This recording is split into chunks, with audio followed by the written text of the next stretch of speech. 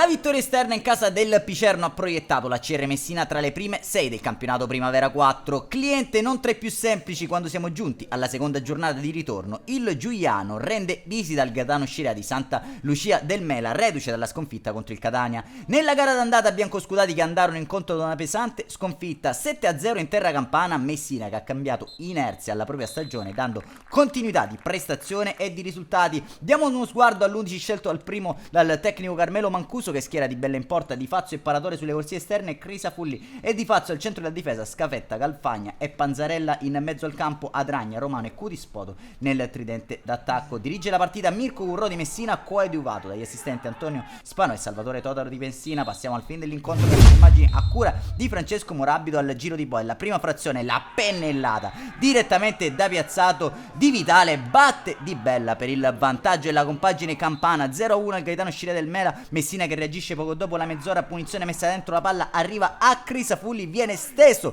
dall'avversario, indica allora la massima punizione. Il direttore di gara Currò, aiutato anche dal suo primo assistente dal dischetto, si presenta lo stesso Cutispoto quando sono costretti a entrare in campo anche i sanitari.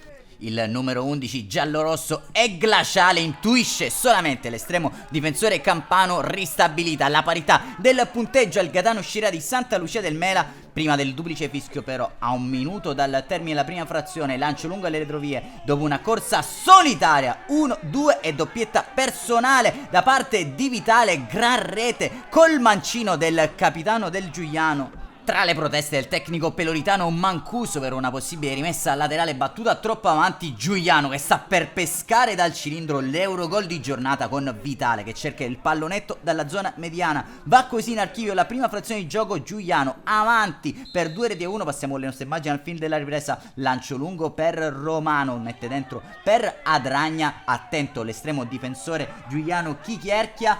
Sul prosieguo dell'azione Messina che recupera palla, Romano correggerebbe anche in rete ma c'è un madornale errore del secondo assistente del signor Currò che alza la bandierina, non si capisce bene cosa abbia fischiato. Al 54esimo entrano Alessandra e Quattrocchi in luogo di Panzarella e Adragna. Messina che continua a spingere, cross di Flamia, Chichierca esce male, colpo di testa di Scafetta viene salvato sulla linea di porta un difensore campano, fuori proprio l'estremo difensore del Giuliano, al suo posto dentro vigilante entra anche Raspaolo per Galvagna.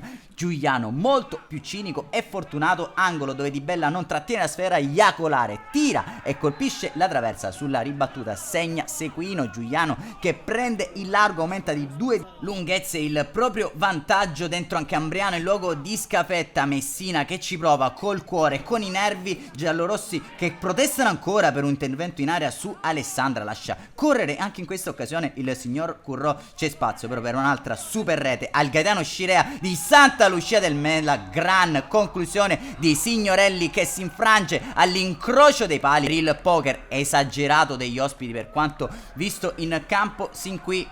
Giallorossi che nel finale provano a rendere il passivo meno pesante, ancora un cross di Alessandra per Ambriano salvato sulla linea di porta allo scoccare del 90esimo, cross di Raspaolo per Alessandra, la palla resta in aria per Flamia ma ancora una volta la difesa campana salva tutto. Triplice fischio del signor Currò di Messina, Giuliano batte a CR Messina nel campionato Primavera 4 per 4-1, tanti episodi dubbi a condizionare questa sfida. Un saluto amici appassionati, appuntamento come al solito alla prossima.